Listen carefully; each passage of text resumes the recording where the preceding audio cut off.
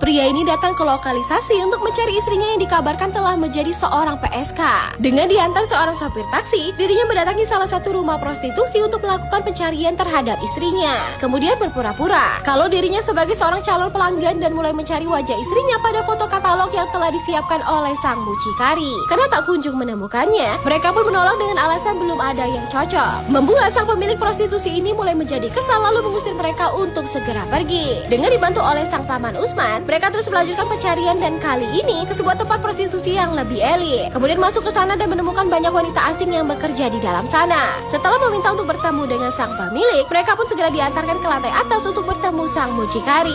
Dan di lantai atas, Pak sopir ini berkata kalau dirinya sedang membawa seorang turis bersamanya yang disambut oleh mucikari ini yang segera menyerahkan foto album agar calon pelanggannya ini bisa segera memilih wanita yang dirinya inginkan. Dan setelah melakukan pencarian foto istrinya pada album tersebut, betapa terkejutnya pria ini ketika dirinya melihat foto wajah sang istri yang dicarinya selama ini ternyata ada pada album tersebut, yang seketika membuat tangannya bergetar menahan amarahnya. Sementara sopir ini bergegas memberitahukan kalau wanita inilah yang tamunya inginkan. Mucikari ini memberitakan orangnya untuk segera memanggilkan si wanita. Sementara pria ini mulai menjadi semakin emosi, namun sang sopir mencoba untuk menenangkannya. Setelah anak buahnya ini kembali, mucikari ini berkata kalau wanita tersebut sedang melayani pelanggan lain dan meminta pria ini untuk menunggu sekitar 15 menit lagi atau mempersilahkannya untuk memilih wanita yang lain saja. Membuat emosi pria ini menjadi semakin meradang, lalu berdiri dengan mengepalkan kedua tangannya. Namun akhirnya dirinya masih bisa menahan semua emosinya lalu berkata kalau diriku akan menunggu saja. Dan setelah 15 menit lamanya menunggu, wanita ini pun akhirnya diantarkan kepada dirinya.